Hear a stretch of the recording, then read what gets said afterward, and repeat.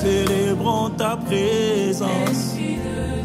Magnifique Esprit de Dieu, nous célébrons ta compagnie. Alors, ce matin, depuis quelques semaines, on est toujours sur le même thème. Toujours sur le même thème qui est de témoins et conquérants. Ah, mais tout le monde connaît ce thème. Hein. Le thème, c'est témoins et conquérants. Alors, je me suis rendu compte pendant que je faisais ma préparation du message que mon titre était trop long de la semaine dernière. Donc, si on demande à quelqu'un quel était le titre de la semaine dernière, certains ne se rappelleraient plus. Et donc, je viens pour raccourcir, donc je vous demande pardon. Donc, je raccourcis le titre qui est « Le secret des témoins et conquérants ». Ouais, c'est plus clair. Hein. Alléluia. Alors, je voudrais commencer ce partage en commençant avec ce passage que nous connaissons tous. Parce que si le thème, c'est le secret des témoins et des conquérants, on a dit que la puissance de Dieu est nécessaire lorsque nous voulons être des conquérants ou encore des témoins.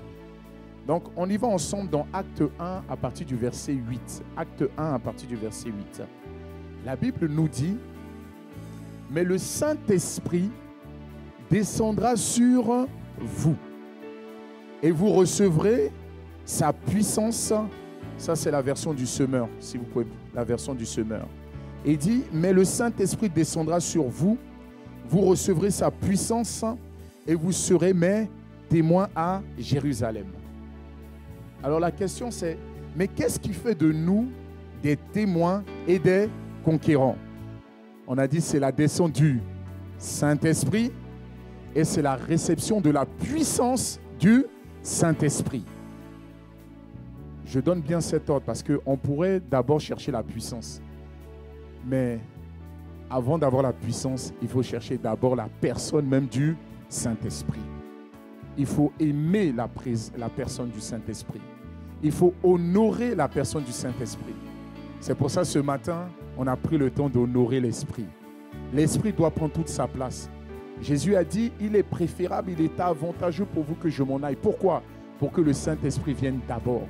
Et quand le Saint-Esprit vient, il vient avec sa puissance. Donc la première chose, il faut d'abord chercher l'Esprit. Et l'Esprit vous donnera ce qu'on appelle sa puissance. Alors depuis plusieurs semaines, nous avons vu deux clés majeures qui nous permettent de recevoir la puissance même de Dieu. On a parlé de la première clé qui était la consécration. On a dit que la consécration en réalité c'est l'obéissance. Dis à ton voisin l'obéissance. Non, dis-lui vraiment. Hein. Non, je n'ai pas dit d'agresser ton voisin. Dis-lui simplement l'obéissance. Bien-aimé, recevoir la puissance de Dieu va te demander de marcher dans l'obéissance ou encore dans la consécration. La consécration, on a dit, c'est le fait de se séparer. Tu dois être un homme et une femme qui se séparent. Parce que Dieu t'a déjà choisi. Et comme il t'a choisi, il t'a choisi pour la sanctification. Alors ce matin, alors que nous avons vu il y a de cela 2 semaines la consécration, la semaine dernière nous avons parlé de la soif. Donc la deuxième clé pour recevoir la puissance de Dieu, c'est la soif. Et on a dit que la soif, c'est le fait de désirer Dieu. C'est le fait de rechercher Dieu. Et on a pris comme passage dans Jean 7 au verset 37, Jean 7 au verset 37, qui dit, le dernier jour, le grand jour de la fête, Jésus se tenant debout s'écria, si quelqu'un a soif, qu'il vienne à moi. Donc la soif, c'est le fait de chercher Dieu.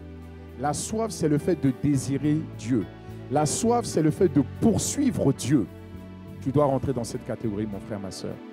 Tu dois rentrer dans cette catégorie où tu es en train de chercher sans cesse Dieu. La Bible dit, celui qui cherche Dieu de tout son cœur, il se laissera trouver. C'est vrai, hier tu l'as trouvé, mais il y a encore une autre dimension. Encore une autre dimension.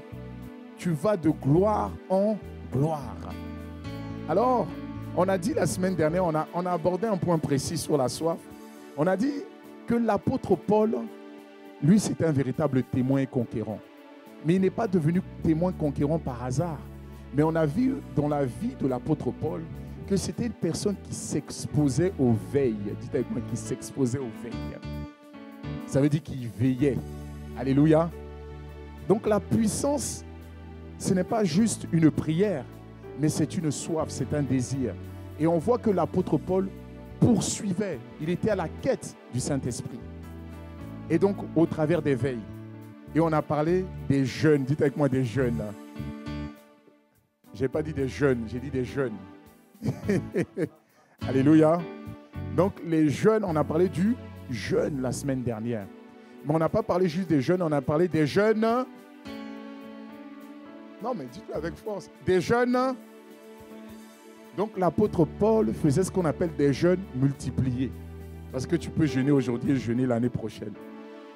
Mais ce n'est plus ton partage dans le nom de Jésus. Amen. Donc, l'apôtre Paul faisait des jeûnes multipliés.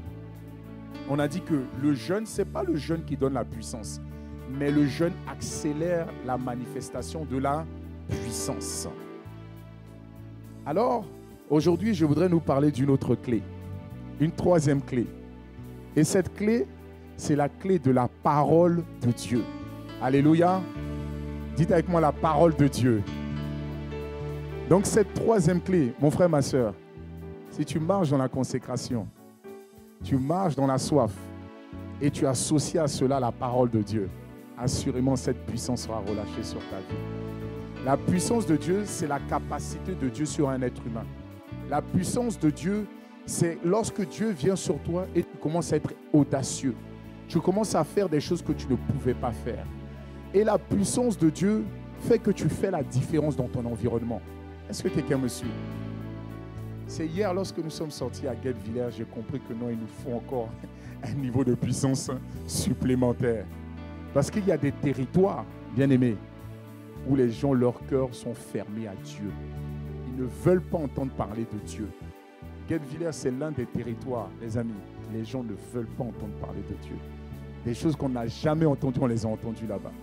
Mais lorsqu'on voit dans l'histoire même de Guebwiller, qu'est-ce qu'on voit dans cette histoire? C'est qu'il y a beaucoup de, de pratiques occultes, beaucoup de choses comme ça qui sont à Guebwiller.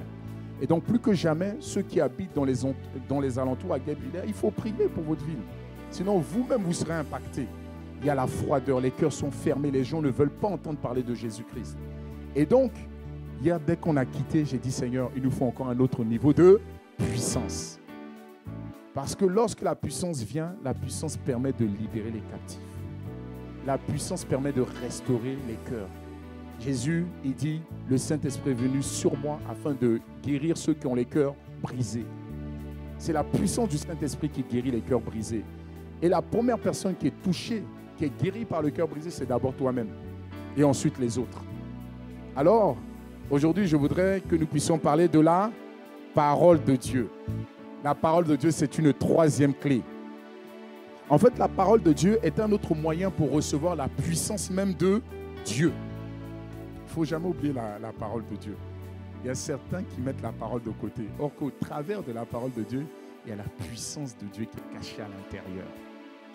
Alors, il y a le pasteur, pour ceux qui connaissent le Bishop Oyedepo, qui dit cette phrase, il dit « La puissance de Dieu ou le surnaturel ne peut être séparé de la parole de Dieu. » Je répète, il dit la puissance de Dieu ou encore le surnaturel ne peut être séparé de la parole de Dieu. Chaque fois la parole de Dieu entre dans ton cœur, elle te rend fort. La parole te rend puissant. La parole te libère. Mon frère, ma soeur, je ne parle pas de la parole que tu entends, mais je parle de la parole qui est reçue dans ton cœur. Lorsque cette parole est reçue, c'est cette parole qui te rend puissant. C'est cette parole qui te rend fort.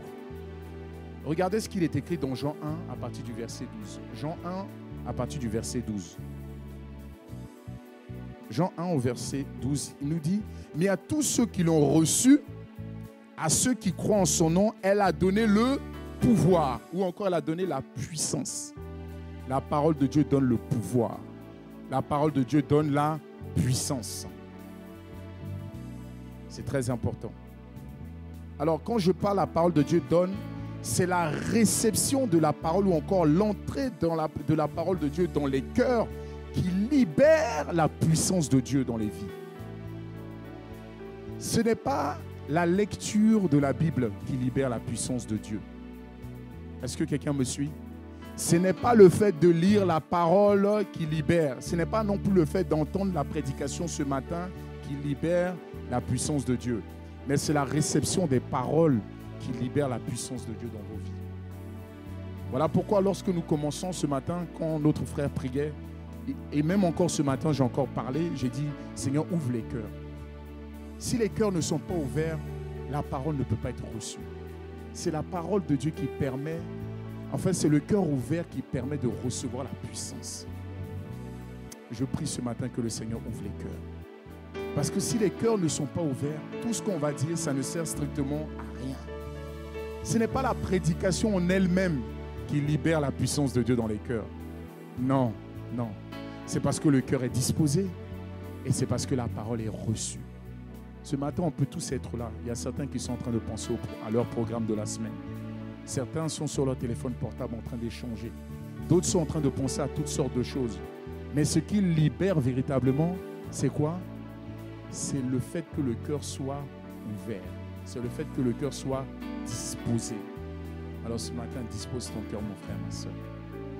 Ne laisse pas la fatigue. Ne laisse pas le sommeil, mais dispose ton cœur. Alors ce matin, je veux juste dire un mot. Père, dispose les cœurs.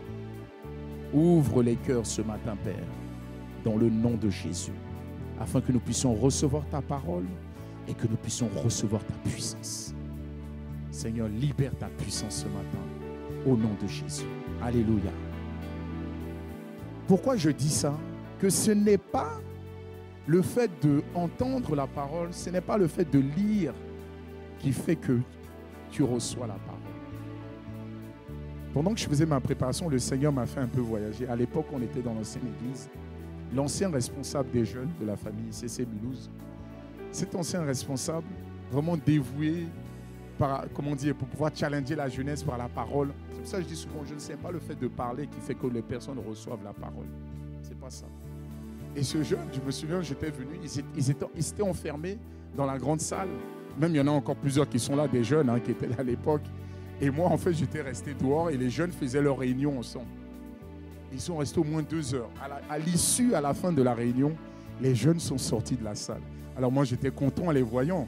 J'ai dit, comment s'est passée votre réunion? Oh, c'était puissant, Dieu a agi puissamment. Et je voyais les visages des jeunes. J'ai dit, Dieu a agi puissamment. Oui, il a agi. Alors, ils pensaient que je leur demandais, qu'est-ce que vous avez fait? Ce n'est pas ça ma question, c'est qu'est-ce que vous avez reçu de Dieu? Alors, à ce moment-là, j'ai vu les visages changer. Parce que si j'avais dit, qu'est-ce que vous avez fait? Non, à un moment, on a chanté, tel a fait son témoignage. J'ai dit, non, qu'est-ce que vous avez reçu de Dieu? Je vous assure, ils venaient à peine de sortir de la salle que personne ne savait les points qu'ils avaient abordés. Alors à ce moment-là, j'ai dit, donc on peut passer 2 heures dans la présence de Dieu à parler, à discuter, et au final, il n'y a rien. Donc le plus important, ce n'est pas de parler, ce n'est pas non, mais c'est que les cœurs soient disposés pour recevoir la parole et pour recevoir ce que le Seigneur a prévu. J'ai encouragé le jeune en lui disant, le responsable de l'époque, en lui disant, tu vois, c'est ce que je te dis toujours. Parce que là, c'est un cas pratique. Je lui ai dit, tu as fini de faire ton bel enseignement, tu as fini tes théories, mais finalement, résultat, 0. Quelqu'un me suit? Résultat, 0. Pourquoi? Parce que toi-même, tu étais focalisé sur ton message, mais tu n'étais pas focalisé que les cœurs reçoivent la parole. Donc, tu as sorti toutes tes citations, toute ta philosophie, mais personne n'a reçu quelque chose de Dieu. Donc, on peut venir le dimanche, mais repartir vide. Mais ce matin, tu ne partiras pas vide, mon frère, ma soeur. Parce que ton cœur est prêt, parce que ton cœur est disposé. Je dis, au travers de la parole de Dieu, il y a une puissance libératrice. Il y a une puissance qui te relève. Il y a une puissance qui te redresse. Venez avec moi, vous connaissez l'histoire de Gédéon. Vous connaissez Gédéon. Gédéon, c'était quelqu'un qui se voyait faible, qui se voyait comme quelqu'un d'inutile. Mais Gédéon devait simplement avoir un contact avec la parole de Dieu. Juste le contact avec la parole de Dieu lui a fait réaliser qu'il était fort. Le contact avec la parole de Dieu lui a fait réaliser qu'il était puissant. Venez avec moi dans Jean 6, Juge 6 plutôt, à partir du verset 12. Juge 6, à partir du verset 12. La Bible dit, l'ange de l'Éternel lui apparut et lui dit, l'Éternel est avec toi, vaillant héros. Alléluia. L'Éternel est avec toi, vaillant héros. Ça, c'est dans Juge 6 à partir du verset 12. Juge 6 à partir du verset 14, regardez ce que la Bible dit. L'Éternel se tourna vers lui et dit, va avec cette force que tu as et délivre Israël de la main de Madian. Alléluia. Donc, cette parole l'a rendu fort. Cette parole l'a rendu puissant. Ce matin, le Seigneur dit à quelqu'un, lève-toi, vaillant héros. Lève-toi de cette situation où tu es. La puissance de Dieu te lève. La puissance de Dieu te redresse ce matin. La parole est venue ce matin pour te rendre fort. Cette parole vient pour te rendre puissant, puissante pour conquérir. Pour conquérir ton héritage. Pour conquérir les territoires. Tu as besoin de cette parole. Regardez ce que la Bible nous dit dans Ézéchiel 2 à partir du verset 2. Ézéchiel 2 à partir du verset 2. Il dit, dès qu'il m'eut adressé ces mots, l'Esprit entra en moi et me fit tenir sur mes pieds. Bien-aimé, Jésus a dit, mes paroles sont esprit et vie. Dans ce passage, il dit, l'Esprit, il dit, dès qu'il lui a adressé ces mots, l'Esprit entra en moi. Ça veut dire que lorsque la parole est relâchée avec un cœur disposé, qu'est-ce qui se passe? L'Esprit entre. Et il dit, et me fit tenir sur mes pieds. Ça veut dire que si tu avais des douleurs au niveau des pieds, parce que tu reçois la parole de Dieu, la parole vient pour donner des forces, vient pour donner de l'énergie à tes pieds ce matin. Je ne sais pas si quelqu'un avait des douleurs au niveau des pieds, mais ce matin, au nom de Jésus le Christ, que la puissance de la parole vienne te faire tenir debout sur tes pieds. Que les douleurs, les crampes, les entorses cessent ce matin au nom puissant de Jésus. Et tu reçois cette parole ce matin. Frère, ma soeur, la parole de Dieu est puissante. Reçois-la. Tu vas voir la fin du culte. Tu vas te lever. Toi-même, tu vas dire, mais je ne comprends pas. Personne n'est venu t'imposer les mains. Mais c'est ce que la parole de Dieu fait dans les cœurs. C'est ce que la parole de Dieu fait dans les vies. Elle vient t'apporter la puissance. Hébreux 4 au verset 12. Hébreux 4 au verset 12. Pour vous montrer la puissance de la parole de Dieu dans la vie d'une personne. Il dit, car la parole de Dieu est vivante. La parole de Dieu est vivante. La parole, tu peux lire la même parole chaque année, chaque jour, mais tu as l'impression de découvrir quelque chose de nouveau. Pourquoi? Parce que la parole de Dieu est vivante. Cette parole est en mouvement. Elle ne s'arrête pas. La parole de Dieu est vivante et elle est efficace. J'ai envie de dire, elle est puissante. C'est ça que ça veut dire. Elle est puissante pour faire quoi? Elle est plus tranchante qu'une épée quelconque à deux tranchants, pénétrant jusqu'à partager âme et esprit. C'est très important. La parole de Dieu fait quoi? Elle sépare l'âme et l'esprit. Pourquoi? Parce qu'avant que tu donnes ta vie à Christ, tu marchais par ton âme. Mais quand la parole de Dieu vient pour séparer ce qui est de l'âme et ce qui est de l'esprit. Tous ceux qui sont conduits par l'Esprit de Dieu, c'est dans leur esprit qu'ils reçoivent l'Esprit de Dieu. La conduite de l'Esprit de Dieu ne se fait pas dans ton âme, mais ça se fait d'abord par ton esprit. C'est pourquoi lorsque tu as la parole de Dieu qui vient, cette parole vient où? Dans ton esprit. Pas dans ton intelligence, mais dans ton esprit. Et ça vient fortifier ton esprit, ça vient te rendre fort, ça vient te rendre puissant. Et ça vient te donner la capacité. Parce que dans ton âme, c'est là qu'il y a les blessures. C'est dans ton âme qu'il y a ton passé. C'est dans ton âme qu'il y a les trahisons. Mais quand cette parole vient, ça vient pour séparer, pour dire ça, c'est ton passé. Voici maintenant ta nouvelle vie. Et quand cette parole vient et te fortifie, tu dis non, ça c'est mon passé, maintenant j'avance avec ce que l'Esprit a prévu pour moi. Oh, dis un bon amen ce matin. Frère, ma soeur, la parole de Dieu est puissante.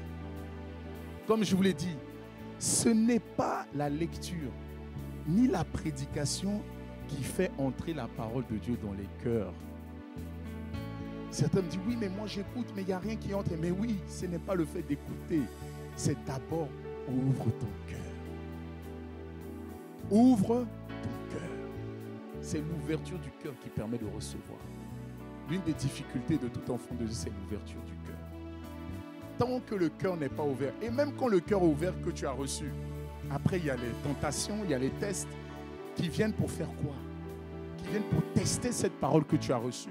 Mais la tentation a pour objectif de venir voler la parole que tu as reçue. Lorsque la parole de Dieu t'est adressée ce matin,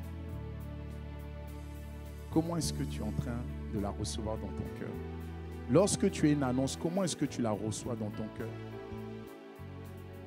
Dernièrement, je me souviens, il y a eu l'ordination des pasteurs et j'ai un frère à moi, j'ai passé une après-midi avec lui. Lui n'était rien dans l'église, hein. C'est-à-dire quand je dis n'était rien, il n'avait pas de titre. Et en fait, il est passé directement de aucun titre à pasteur automatiquement. Donc, l'après-midi, on était ensemble. Donc, nous, on le savait déjà, donc on parlait. Mais lui, il se sentait mal à l'aise de savoir qu'il allait passer pasteur directement. Mais j'ai aimé le cœur. Ça, c'est un frère à moi dans la foi. Donc, on a parlé toute l'après-midi. En réalité, pourquoi il s'est senti mal à l'aise? Parce que lorsque la parole de Dieu vient, il y a une chose que la parole qu'on doit faire. C'est de questionner la parole. C'est de réfléchir. On se presse rapidement de « Oh, gloire à Dieu, c'est bon, je vais marcher avec ». Mais quand une parole t'est adressée, tu dois réfléchir à cette parole. Tu dois questionner. Parce que lorsque Gédéon a reçu la parole, il a commencé à questionner. Il dit « Mais non, moi je suis un vaillant héros, mais regarde ma vie. Comment est-ce que cette parole peut se réaliser dans ma vie ?» Quelqu'un me suit? Et lui, quand on lui a dit « Non, tu vas être pasteur », il dit « Moi, pasteur ». Et quand il regarde aux autres, il dit « Mais non. Est-ce que moi, je peux faire ce travail de berger ?» En réalité, oui, il peut le faire. Mais c'est juste qu'il a pris conscience de la charge qui devait arriver. Alléluia. Donc, quand la parole vient, tu dois prendre conscience de la parole de Dieu. Ce n'est pas simplement de dire oui, amen, et puis de se précipiter, de courir avec la parole. Non, il faut méditer. Il faut faire un état des lieux de toi-même. Et mon cher frère, pasteur aujourd'hui, donc toute l'après-midi, on était en train de méditer ensemble. Pour qu'il comprenne que non, que c'est le Seigneur qui l'a qualifié et que dans le secret, le Seigneur a vu son travail. Et il était en train il essaie d'imaginer, il dit, mais est-ce que je lui donnais les preuves? Il dit ça. Et on méditait ensemble. Mais parce qu'il avait compris la charge qui devait venir. Quelqu'un me suit?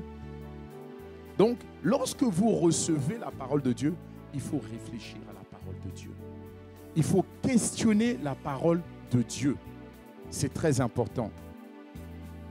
Alors, comprenons une chose.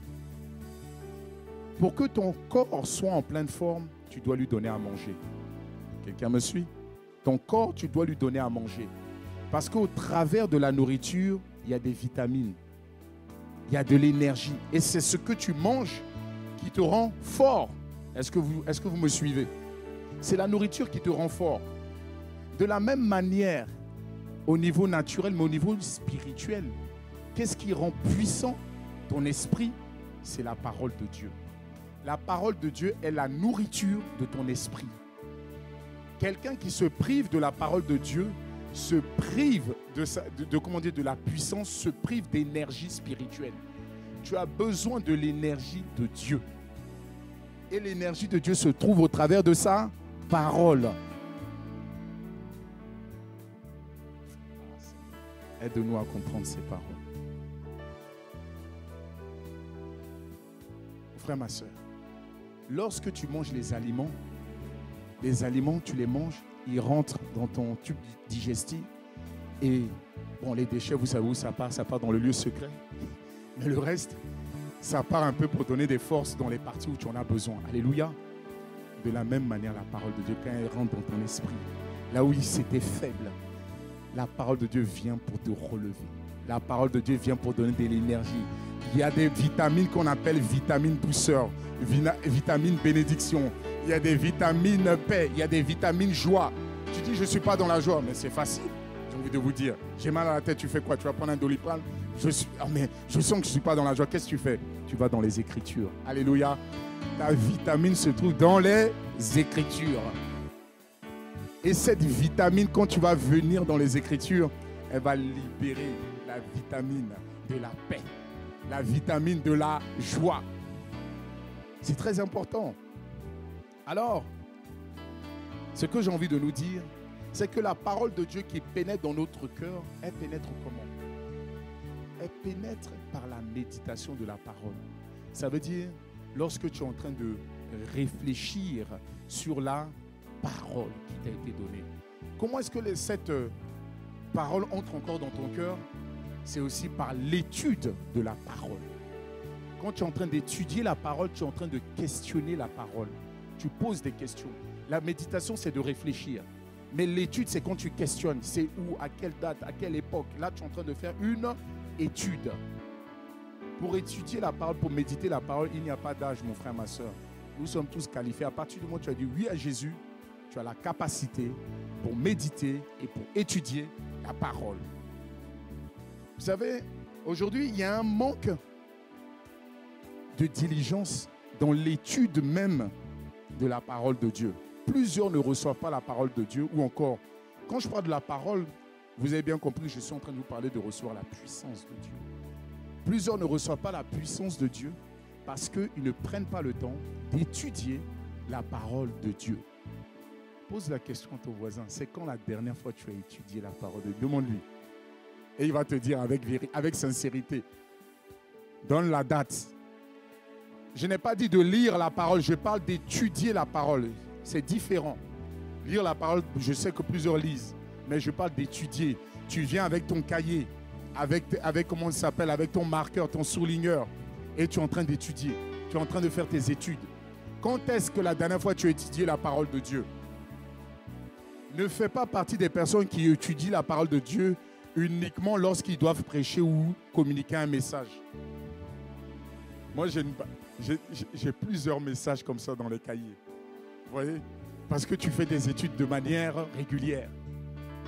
Il faut étudier la parole de Dieu. Dis à ton voisin, il faut étudier la parole de Dieu.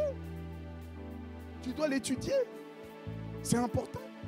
Oui, bon, je n'ai pas le temps. C'est-à-dire, tu n'as pas le temps d'avoir la puissance de Dieu dans ta vie. Les amis, il y a cette femme, Catherine Kuhlman, oui, qui dit cette phrase. Elle dit que avoir ce qu'elle a, tout le monde peut l'avoir. Mais il y a un niveau de sacrifice à avoir. On regarde les personnes, on dit ils sont extraordinaires. Non, c'est juste que les personnes ont étudié la parole de Dieu. Étudie simplement la parole de Dieu. La puissance de Dieu est accessible à tout le monde. Ce n'est pas une catégorie de personnes. C'est juste si tu as soif et tu prends le temps d'étudier la parole de Dieu, cette puissance sera libérée sur toi. Les amis, il faut prendre le temps. Parce que des fois, moi, quand je lis certaines choses, je dis, mais Seigneur, quand est-ce que ça sera mon tour? Il y a des personnes, ils marchaient dans des territoires comme ça, sans parler aux malades. Les malades étaient guéris. Ça veut dire qu'il y a un niveau de puissance de Dieu. Quand il se libère sur la vie des personnes, tu deviens une grande source de bénédiction pour toutes les personnes autour de toi. Les gens vont t'appeler. Vous imaginez, le dimanche, nous sommes là. Il y a quelqu'un qui vient de Madagascar. Oui, moi, je viens d'Éthiopie. Moi, je viens du Brésil. Qui vient juste le matin là au culte. Pourquoi? Parce qu'il sait qu'en venant ici, il reçoit sa puissance. Moi, je crois que ça sera mon partage dans le nom de Jésus. Arrêtez de juste regarder juste à côté de vous. Ça peut aller beaucoup plus loin que ça. Mais il y a un niveau, il y a un temps que tu dois passer dans la diligence à faire quoi? À méditer la parole de Dieu. Ou encore à étudier la parole de Dieu. Donc, il y a ce qu'on appelle un manque de diligence. Ça veut dire qu'il y a un manque de... Le fait de persévérer. Le fait de... Il y en a, il va étudier aujourd'hui et ses prochaines études, c'est dans 4 mois. Mais quand quelqu'un faisait ça à l'époque, pour ceux qui étaient encore à l'école, qu'est-ce qui se passait à la fin de l'année? échec ou bien ils redoublaient. À part quand les parents étaient ils avaient un peu l'argent, ils pouvaient payer pour passer en classe supérieure. Quelqu'un me suit? Mais sinon, quand quelqu'un n'étudie pas, qu'est-ce qui se passe? C'est l'échec et c'est le redoublement. C'est tu reviens, tu restes toujours au même stade. Tu restes toujours au même niveau. Mais Dieu veut te faire passer à un niveau supérieur. Et ce niveau supérieur, c'est par l'étude de la parole. Il faut étudier la parole de Dieu. Ça, c'est le premier point. Un manque de diligence dans l'étude de la parole de Dieu. Deuxième chose, c'est laquelle? C'est que les gens, quand des gens veulent étudier la parole de Dieu, vous savez pourquoi les gens arrêtent d'étudier la parole de Dieu? Parce qu'ils font ça en pagaille. C'est une étude qu'on appelle hasardeuse. C'est une étude du hasard. Ça veut dire qu'on prend la Bible. Alors, qu'est-ce que je vais méditer aujourd'hui? On ouvre. Et puis, on lit. Ça veut dire qu'en fait, il y en a, ils fonctionnent comme ça. Quelqu'un a déjà pris un livre de l'époque, un roman à l'époque, on vous donnait pour vous ouvrir n'importe où. Est-ce que vous allez comprendre l'histoire? Mon frère, ma soeur, si tu veux étudier la parole de Dieu, il faut avoir un plan de lecture. Si tu veux qu'au travers de la parole de Dieu, la puissance de Dieu soit libérée, si tu n'as pas de plan de lecture de la parole de Dieu, c'est pour ça que beaucoup savent, parce qu'ils n'ont pas de plan. Ah, il faut que je lise, quand ils finissent le culte, bon, je vais lire quoi? Voilà la question. Dis à ton voisin, je vais lire quoi? Non, personne.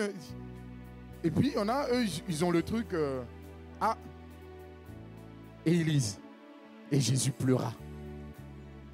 Voilà, quelque chose qui sort de nulle part. Jésus pleura. Ah, c'est qu'on peut pleurer aussi. Alors je pleure. Vous voyez? Frère, ma soeur, il faut avoir un plan de lecture. Un plan de lecture, c'est indispensable. Le plan de lecture est aussi, comment on fait pour avoir un plan de lecture? Déjà, il faut cibler l'étude.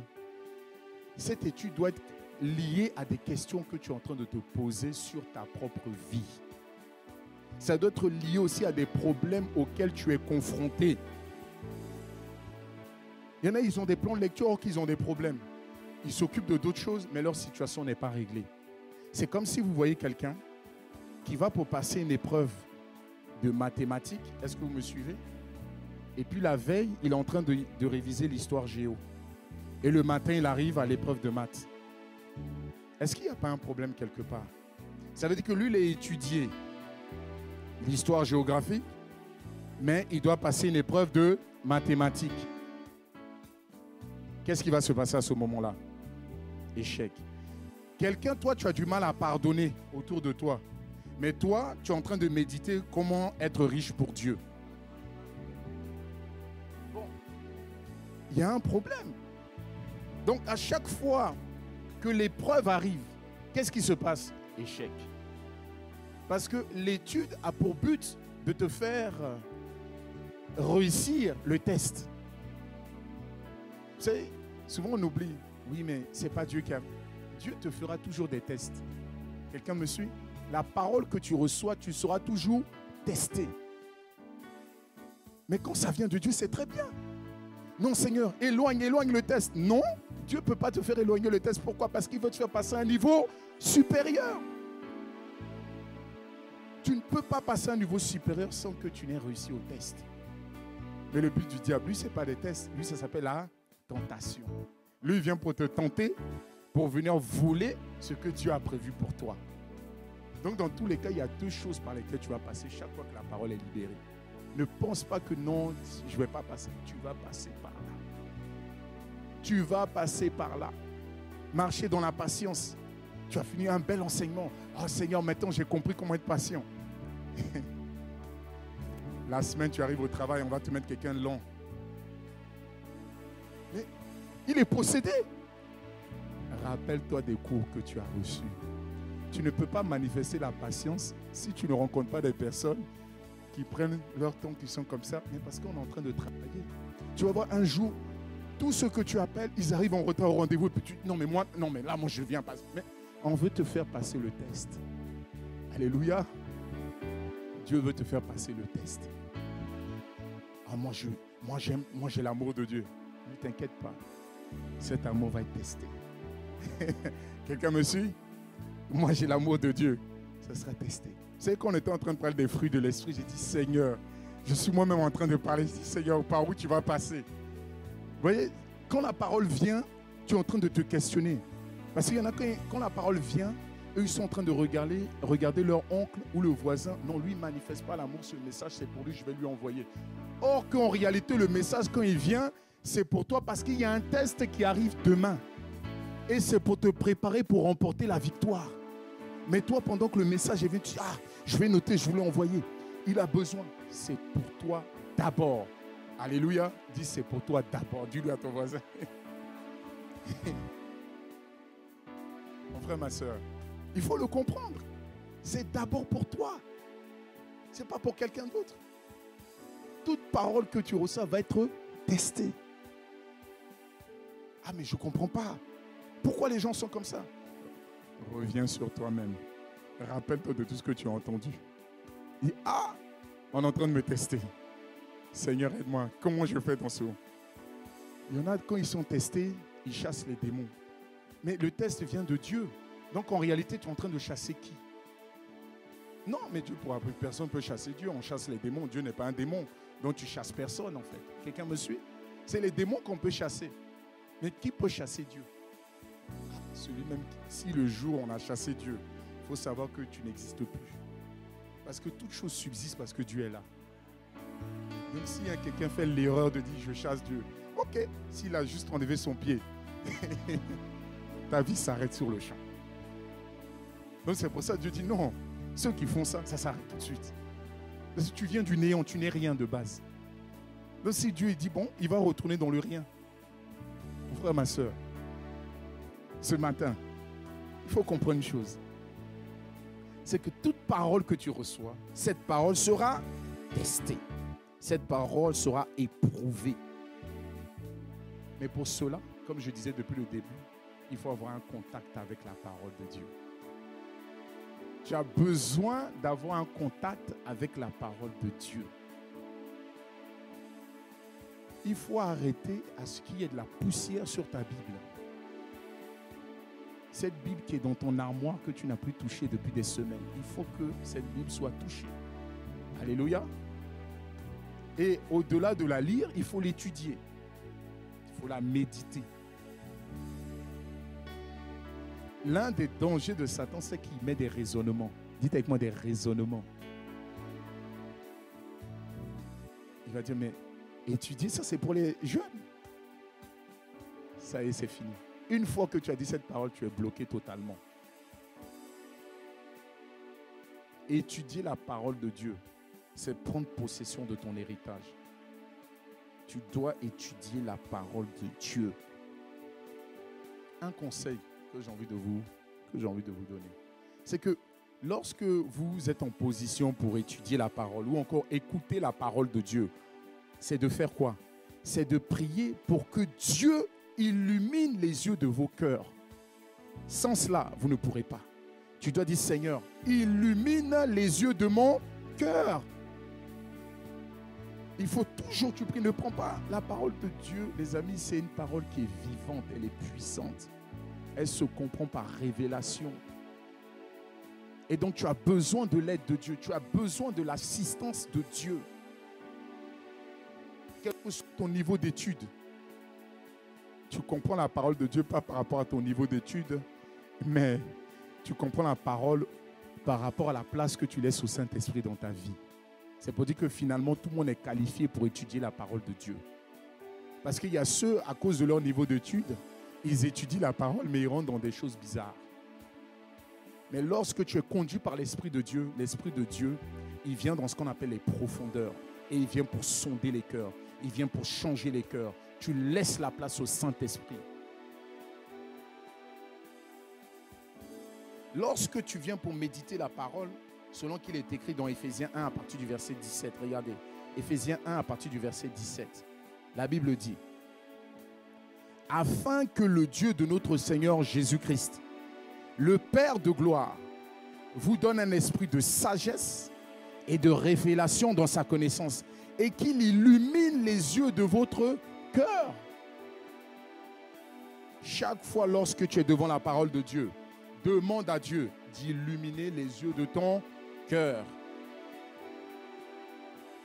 Beaucoup de personnes manquent de puissance parce qu'ils ne prennent pas le temps, comme j'ai dit, de méditer ou encore d'étudier la parole de Dieu. La Bible nous dit dans Marc 4 à partir du verset 16. Marc 4 à partir du verset 16.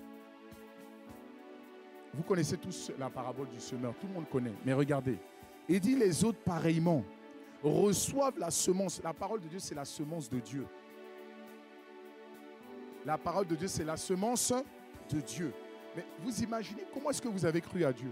Comment est-ce que vous croyez au ciel? C'est parce que vous avez reçu la parole de Dieu.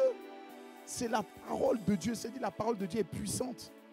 La parole de Dieu a fait de toi un enfant de Dieu. Je ne sais pas si vous réalisez. Tu étais un enfant ordinaire. Dès que tu as reçu cette parole te donne la capacité de devenir un enfant de Dieu par adoption. Ça veut dire que tout ce qui est lié à Dieu, c'est lié désormais à toi. Ce que Dieu peut faire, tu peux aussi le faire à partir d'aujourd'hui. En réalité, tu es Dieu sur terre. Dis à ton voisin, tu es Dieu sur terre. Il faut qu'il comprenne, tu es Dieu sur terre. La Bible dit, Dieu est tout puissant. Si Dieu est tout puissant, c'est que toi aussi tu es tout puissant, mon frère, ma soeur. Parce que tu es enfant de Dieu. Ceux qui ont Dieu, c'est aussi en toi. Toutes les caractéristiques de Dieu deviennent tes caractéristiques à toi.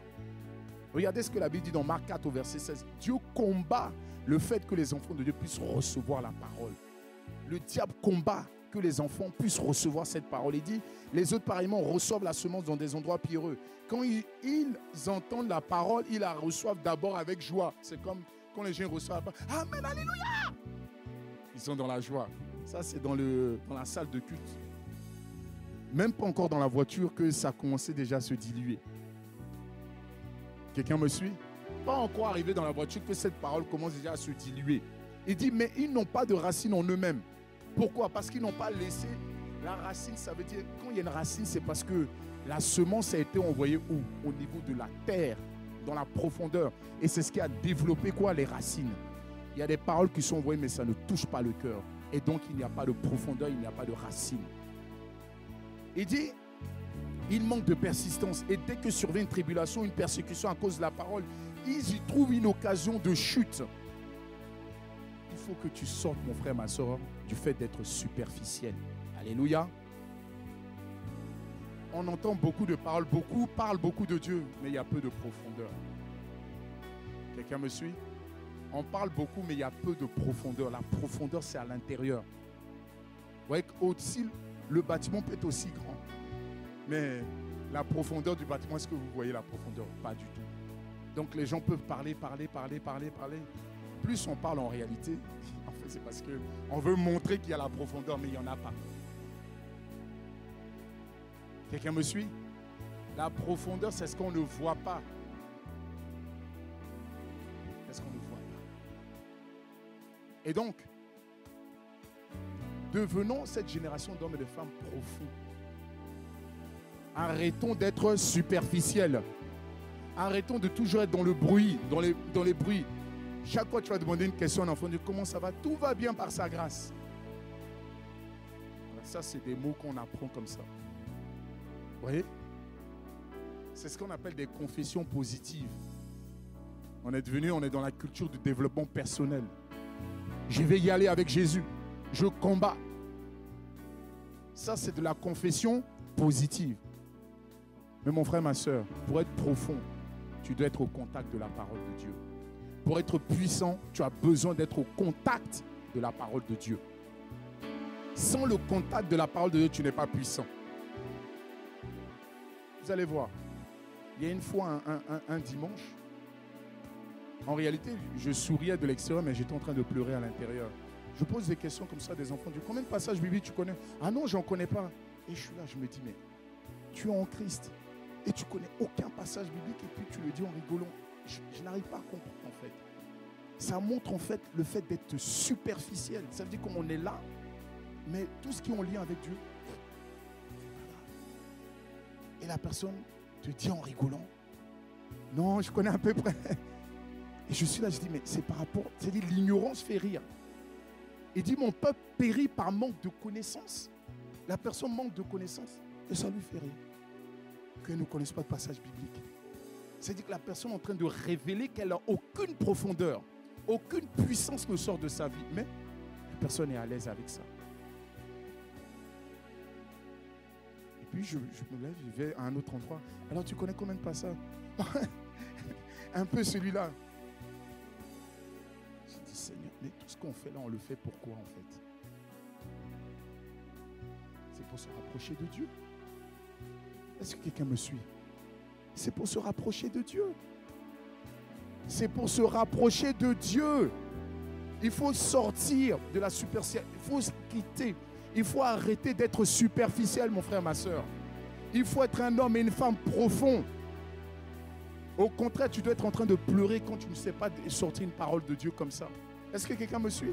Au lieu que ça te fasse rire, tu devrais pleurer. Comme Jésus dit, non, ne pleurez pas pour moi, pleurez plutôt pour vous et vos enfants. Tu dois connaître la parole de Dieu. Tu dois pouvoir citer la parole de Dieu. Est-ce que quelqu'un me suit?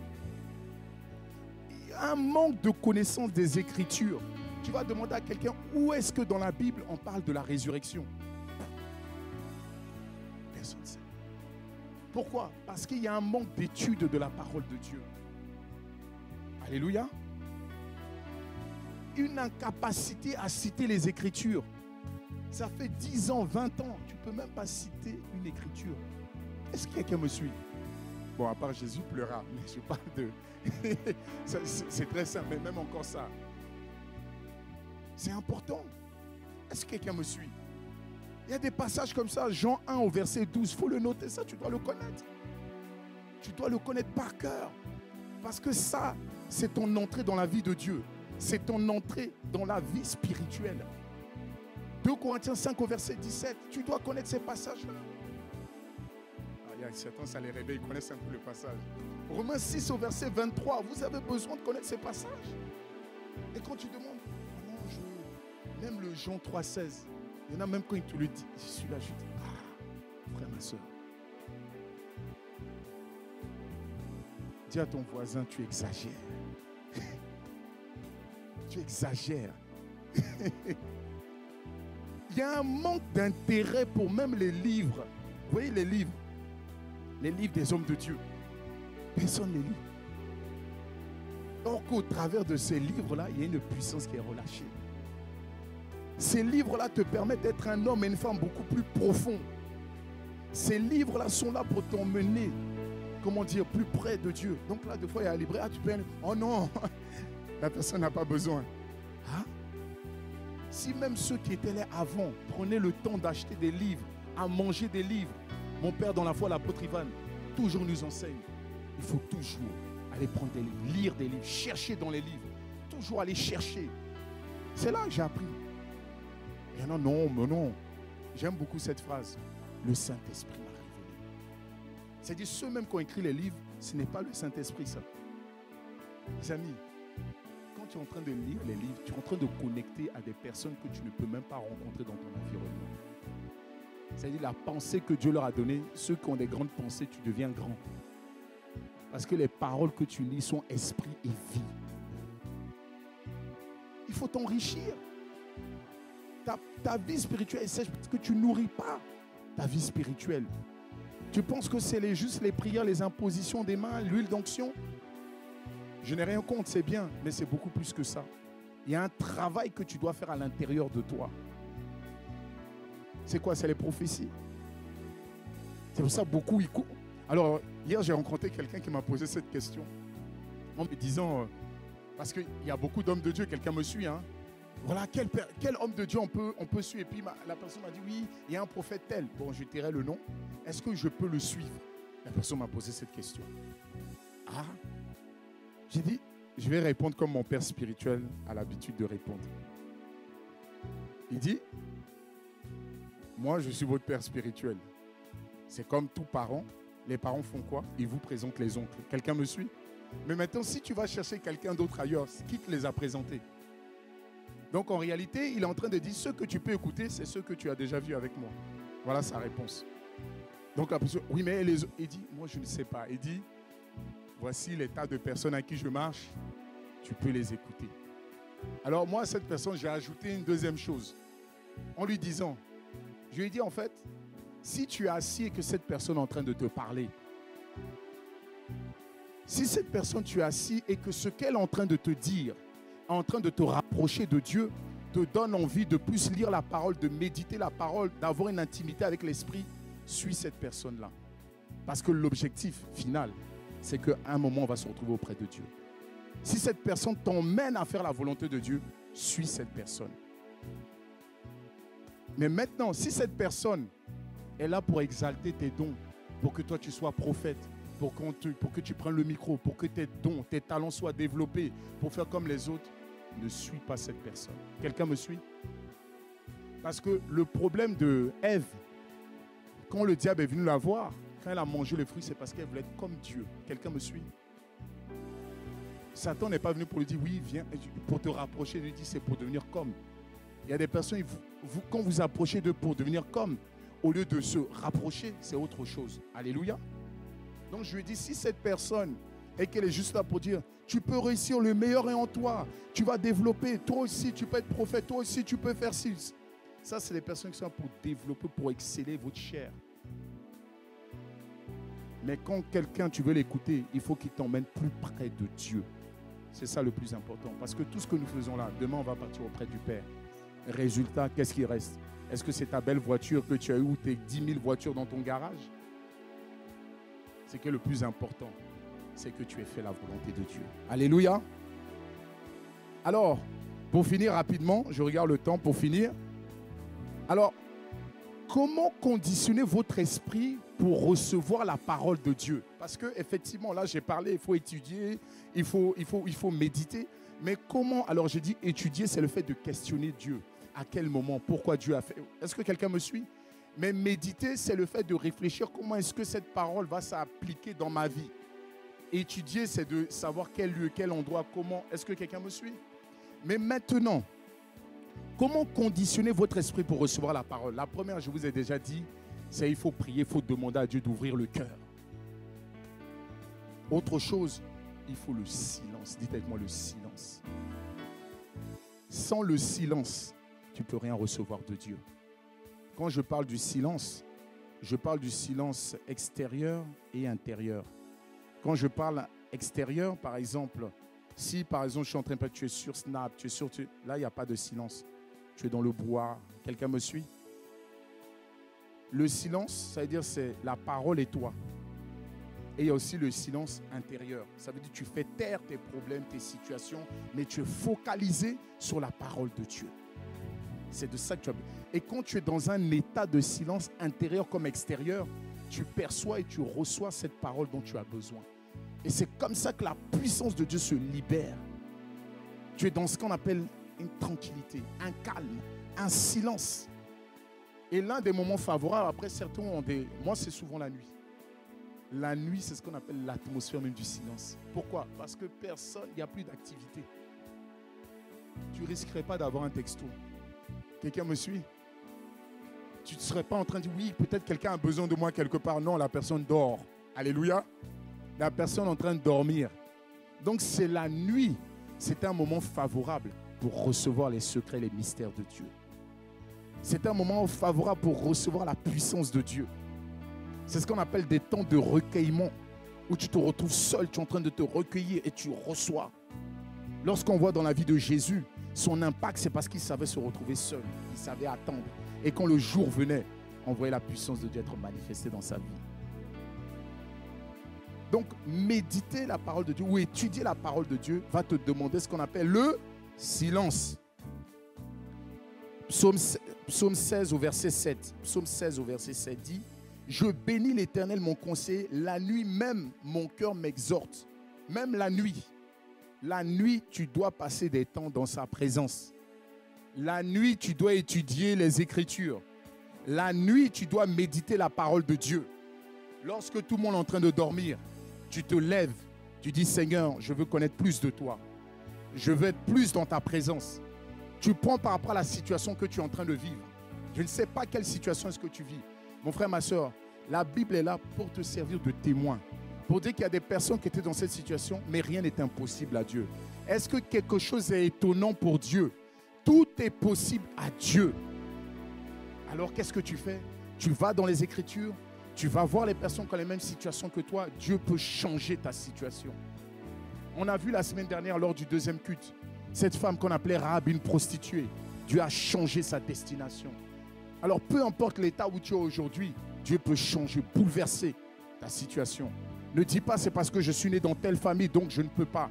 Jésus est né dans une étable. Lequel d'entre vous, la plupart d'entre nous sommes tous nés dans des hôpitaux. Vous imaginez le sauveur de l'humanité, où est-ce qu'il est né? C'est pour vous montrer qu'il est possible. Peu importe d'où tu viens, quand le Seigneur a parlé sur ta vie, la gloire de Dieu sera manifestée. Donc, Dieu a fait exprès. Pour ne pas que si Jésus était né dans un royaume, on va dire oui, il est né dans un royaume. Donc, non, il est né dans une étable. Au milieu des animaux. Lequel qui est né au milieu des animaux parmi nous ici? Personne, mon frère, ma soeur. Donc, c'est pour dire que Dieu peut changer toute situation. Donc, il faut chercher Dieu dans les Écritures. Ça, c'est la première clé, le silence. Et je finirai avec la deuxième clé, qu'on appelle l'humilité. Alléluia. On l'appelle l'humilité. Psaume 25 au verset 9. Ceux qui ne reçoivent jamais rien de Dieu, c'est parce qu'ils ont déjà tout compris. C'est l'humilité qui permet de recevoir des choses de Dieu. Un cœur humble, c'est ce que Dieu cherche. Un cœur humble, c'est ce que Dieu cherche. Psaume 25 au verset 9 dit: il conduit les humbles dans la justice. Il enseigne aux humbles sa voie. Ça veut dire quelqu'un qui a cœur de, comment dire, qui ne sait pas tout. Et même quand il sait, il dit aujourd'hui, je fais comme si je ne sais pas. Je veux encore apprendre. Alléluia. C'est lorsque tu as le cœur d'un enfant que tu reçois de Dieu. Mais il y en a certains, même lorsque celui qui donne la parole donne le titre, ah, je connais déjà, ah oui, ça je connais, je vais là-bas. Mais ce n'est pas ça. Si le Seigneur a envoyé cette parole, c'est parce qu'il y a quelque chose que le Seigneur veut toucher dans ta vie. Connaître la parole et expérimenter la parole, c'est deux choses totalement différentes.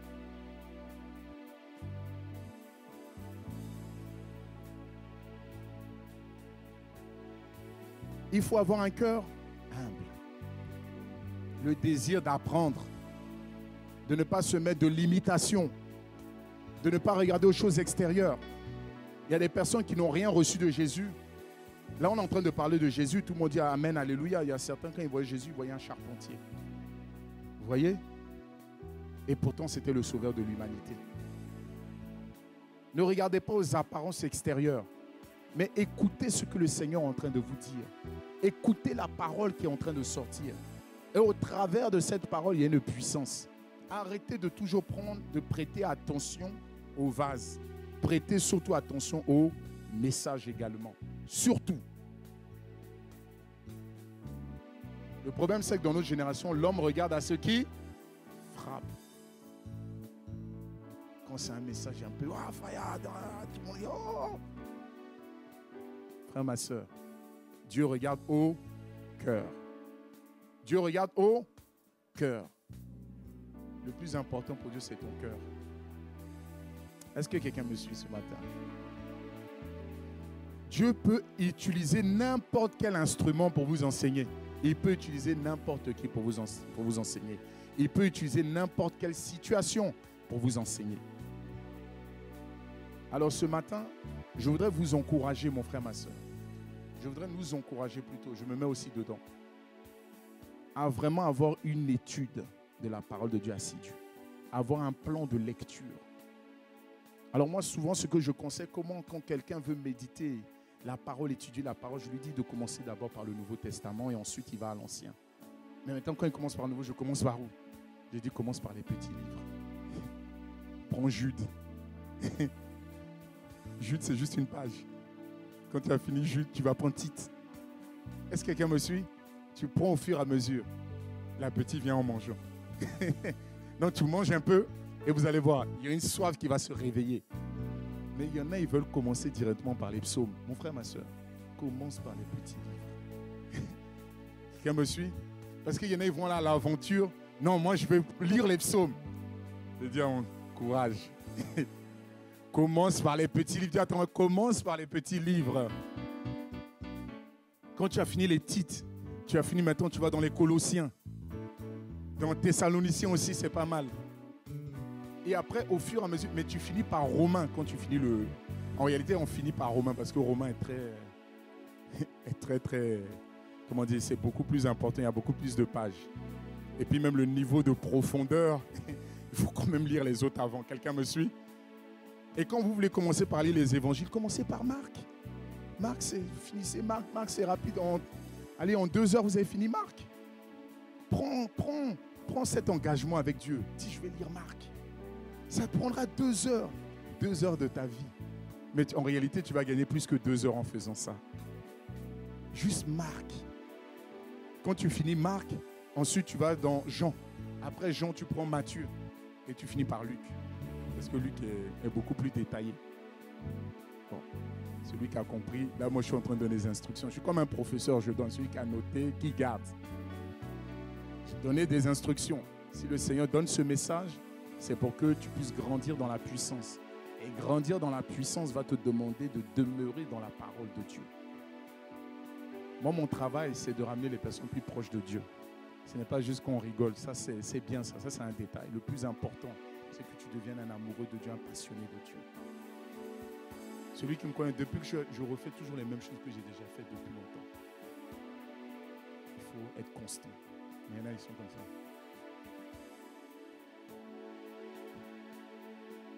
Avec Dieu, on peut que faire ça.